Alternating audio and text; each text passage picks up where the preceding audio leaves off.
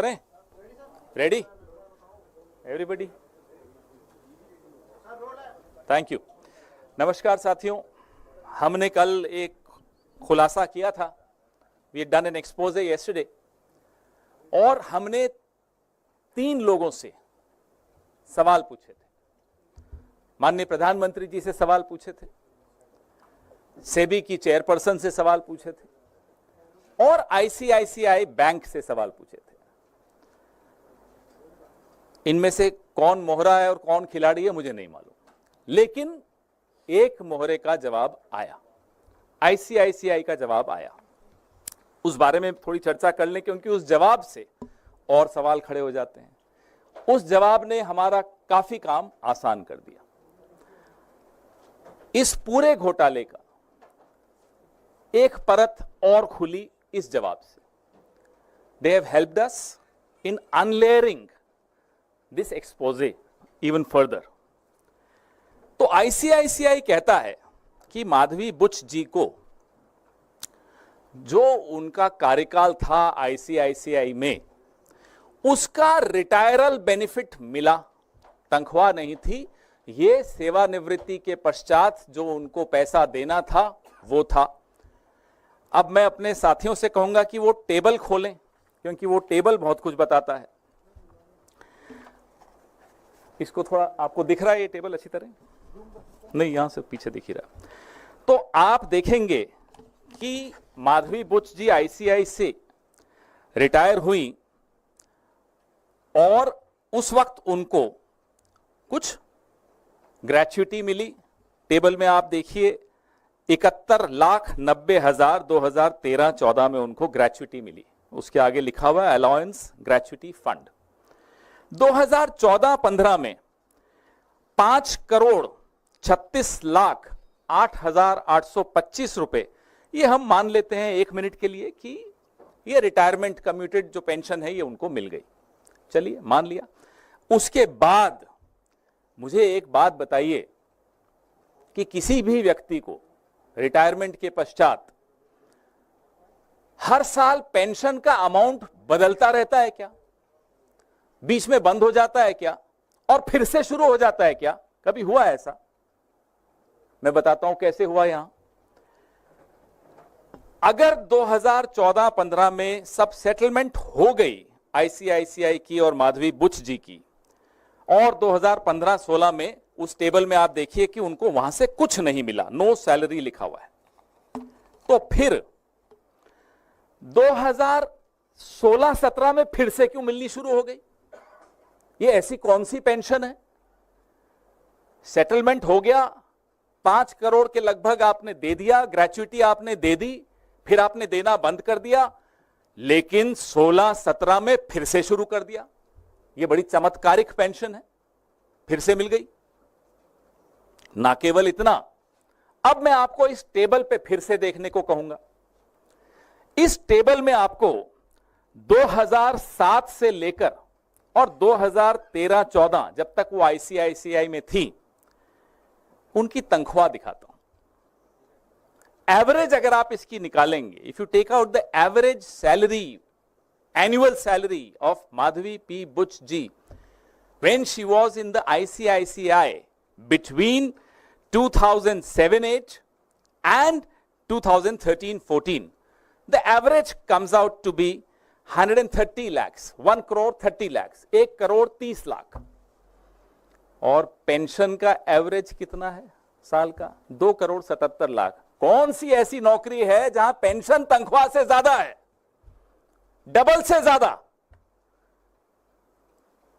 ये तो हमें मालूम ही नहीं था। ये तो कल आईसीआईसीआई के जवाब जब आए तो रिसर्च की। पेंशन से ज्यादा तनख्वाह होती है, हमने बचपन से सुना था। तनख्वाह से ज्यादा पेंशन न्यू इंडिया में आने लग गई। कुछ लोगों को मिलती है, उसके लिए आपको मोहरा बनना पड़ता है, उसके लिए आपको प्यादा बनना पड़ता है। हम इस बात का जवाब, आईसीआईसीआई से हमें कोई गुरेज नहीं है, वो दे दें, हमें कोई दिक्कत नहीं।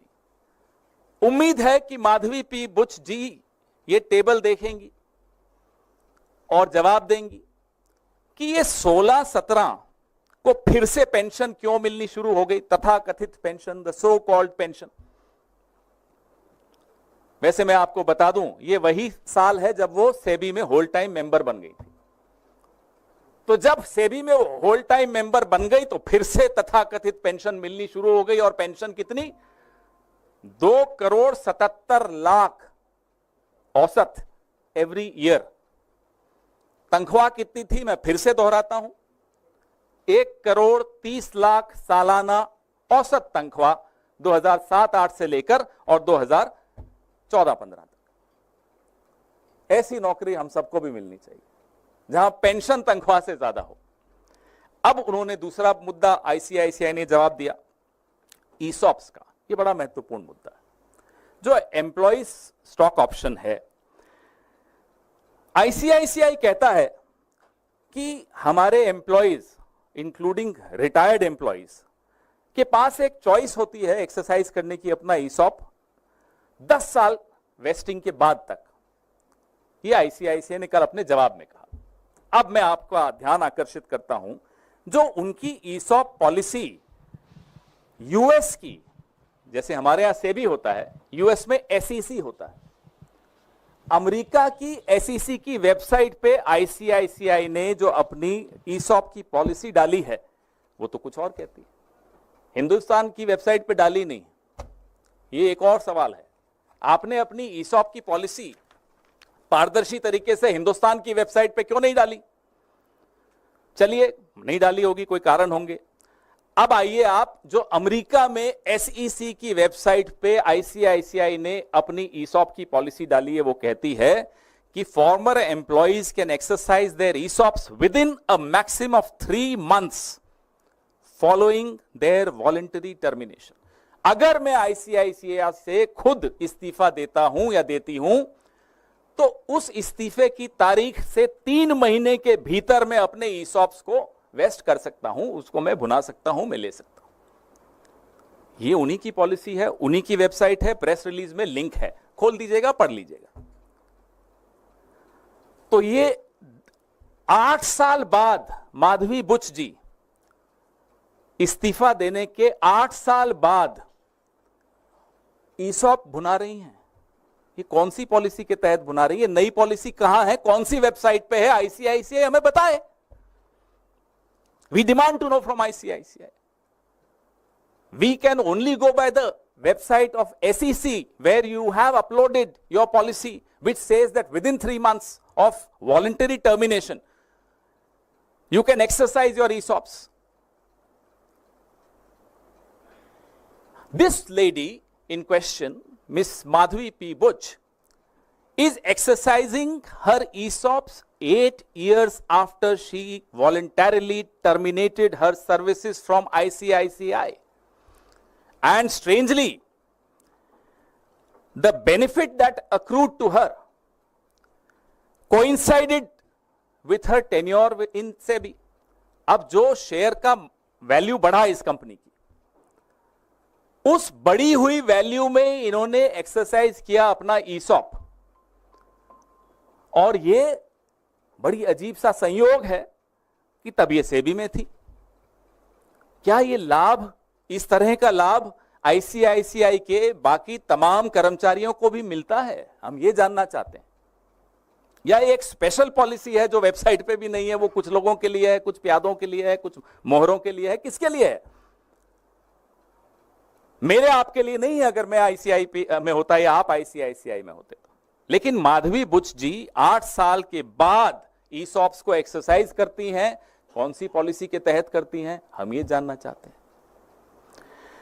फिर अब ईसॉप पे जो टीडीएस दिया, ईसॉप पे एक सवाल हम और पूछना चाहते हैं, मैं भूल गया, माफी चाहता हूं, कि जो ईसॉप्स आपने माधवी बुच जी को दिए वो कहां से दिए होंगे? वो एम्प्लॉइज ईसॉप्स ट्रस्ट से दिए होंगे, किसी का हक मार के दिए होंगे, और एम्प्लॉइज का आपने हक मारा और माधवी बुच जी को आपने उपकृत किया, उनको ऑब्लाइज किया। बताइए, अगर गलत है तो जवाब दीजिए। ईसॉप भी तो ट्रस्ट से ही आएगा। उस ट्रस्ट में जो ईसॉप्स हैं, अगर मैंने ज्यादा ले लिए तो विनीत जी को नुकसान होगा, कितने ऐसे कर्मचारियों को आपने नुकसान दिया और 8 साल बाद एक्सरसाइज करने का इनको अधिकार दिया, यह हम जानना चाहते हैं। अब आइए आप तीसरे और आखिरी मुद्दे पर। The last and the third point is the TDS on ESOPs. जो टीडीएस था ईसॉप्स पे आईसीआईसीआई ने दिया माधवी बुच जी के बिहाफ पर, हम ये जानना चाहते हैं कि क्या ये नीति, ये पॉलिसी तमाम आईसीआईसीआई के अधिकारियों और कर्मचारियों के लिए भी आप करते हैं कि उनका ईसॉप्स पे टीडीएस आप देते हैं? Do you do this, do you extend this courtesy to every employee of ICICI that you pay the TDS on their behalf? And ये जो टीडीएस आपने दिया, जो अमाउंट है उस टीडीएस का आपने पे कर दिया माधवी जी के बिहाफ पर, तो क्या वो माधवी बुच जी की इनकम में माना नहीं जाएगा? हम और आप इनकम टैक्स देते हैं, हम सब थोड़ा बहुत समझते हैं इनकम टैक्स को, और अगर वो उनकी इनकम में है, she should be tax for it. तो आईसीआईसीआई ने ये टीडीएस अमाउंट को टैक्सेबल इनकम में क्यों नहीं दिखाया माधवी जी की?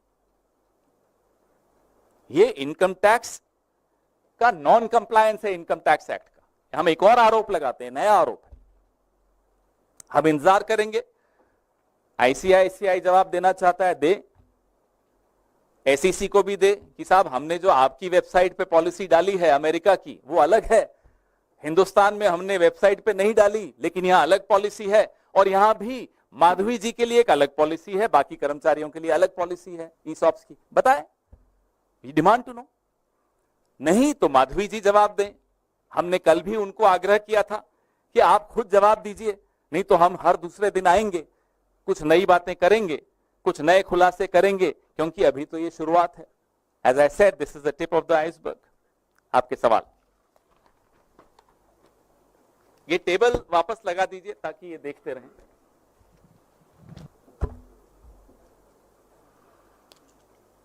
कोई कंफ्यूजन तो नहीं? मैंने बड़ा सिंप्लीफाई करके कोशिश की है समझने की भी और समझाने की भी।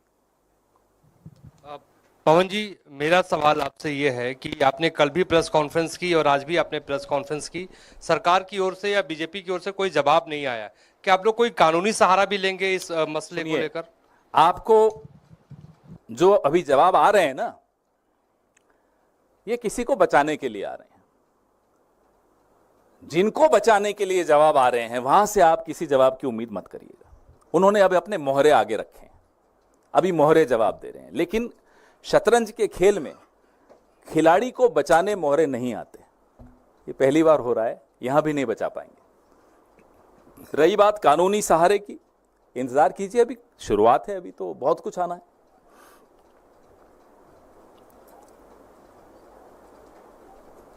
जी, तमाम और भी आरोप लग रहे हैं कांग्रेस पार्टी के प्रेस कॉन्फ्रेंस के साथ साथ और भी आरोप लगाए गए सेबी चेयरपर्सन पर, और कई प्रूफ भी दिए गए कई लोगों के द्वारा कि भाई वो करप्ट हैं सेबी चेयरपर्सन, और उनके खिलाफ कार्रवाई होनी चाहिए, सबूत भी है उनके पास। ये जो आरोप हमारे अलावा जो लगे हैं, भाजपा के एक पूर्व सांसद ने लगाए हैं, कोई छोटी बात नहीं है। भाजपा के एक पूर्व सांसद भी आरोप लगा रहे हैं कि माधवी बुच जी और सेबी में किस तरह का भ्रष्टाचार है, सबूतों के साथ वो बात कर रहे हैं। फिर भी अगर सरकार को नहीं जवाब देना या इस दिशा में कोई कदम नहीं उठाना, तो लोग सुन रहे हैं, लोग देख रहे हैं। सर, क्या इसमें उन्होंने पूछा कानूनी कोई प्रक्रिया, या फिर क्या पार्लियामेंट में इसको उठाएंगे, कोई जेपीसी या कोई संसदीय किसी तरह जांच की मांग भी इस मसले पर आप लोग करेंगे? लक्ष्मी जी, हम लोग लगातार इस पूरे सेबी के मामले पर, हिंडनबर्ग के मामले पर जेपीसी की मांग लगातार करते आए हैं। अब ये नए खुलासे हैं, ये हिंडनबर्ग रिपोर्ट से हटकर और खुलासे आए हैं, लगातार आ रहे हैं, आगे भी आएंगे। हमने पहले सोचा था कि हर 2 दिन बाद प्रेस कॉन्फ्रेंस करेंगे, लेकिन जवाब ऐसा मजेदार आया कि हमको लगा दूसरे ही दिन करनी चाहिए, वापस आज ही हम आ गए। लगातार हम आपको बताते रहेंगे, खुलासे करते रहेंगे। उसके बाद पार्टी और गठबंधन हमारा क्या निर्णय लेता है वो भी आपसे हम साझा करेंगे। आप जिस चीज को सैलरी कह रहे हैं उसको आईसीआईसीआई बैंक रिटायरल बेनिफिट्स बोल रहा है, तो आपके ग्राउंड्स क्या हैं ये कहने के कि this is a salary? I told you, how can the so-called retirement benefits or retiral benefits or pension be more than the salary that she drew when she was working in the ICICI? The average annual salary of Miss Madhavi P. Buch when she was employed with ICICI was 1 crore 30 lakh rupees annual salary, average. The average pension or the so-called retirement benefits turn out to be 2 crore 77 lakh per annum. Now how is it even possible? And in case this is retirement or pension, retiral benefits or pension, how come there was a break in 15-16 financial year and it resumes again in 16-17, which coincides with her appointment as whole-time member of SEBI? And if you see that table, therefore I want this table to be seen by you constantly. There is a particular year which says no salary.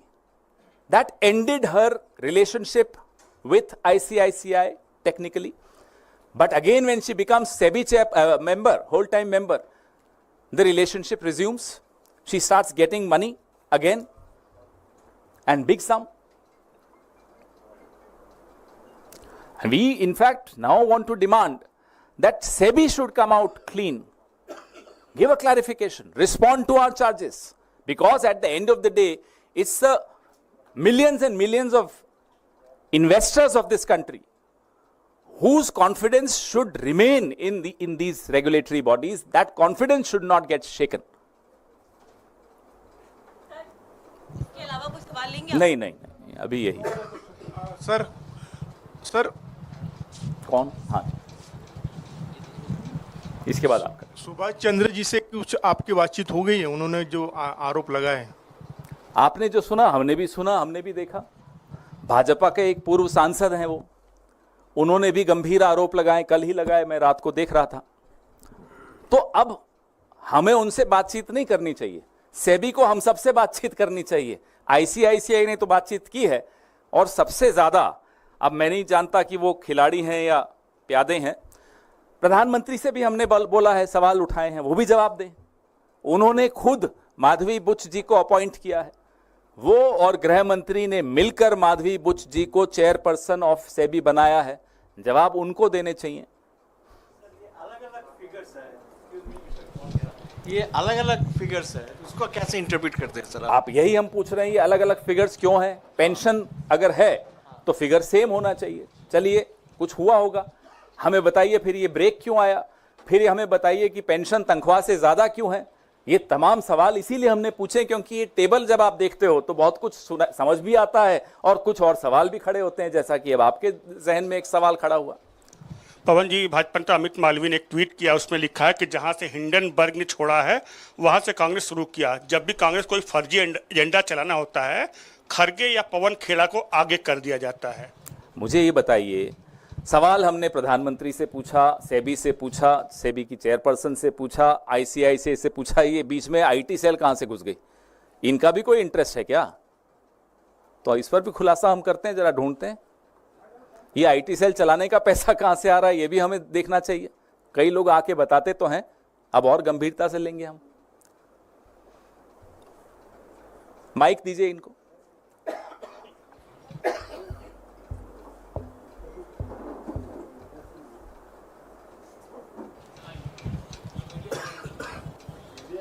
नहीं, media से नहीं तो आपका क्या मतलब? नहीं, you can't ask ना. This is a press conference. I don't know why, what are you doing here?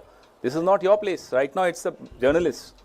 So yesterday when you were asked about the source of your information, you said the onus was on Madhavi Puri to come clean. So do you think you should substantiate your allegations with the source of your information? Let her challenge us. I'm waiting. We are all waiting.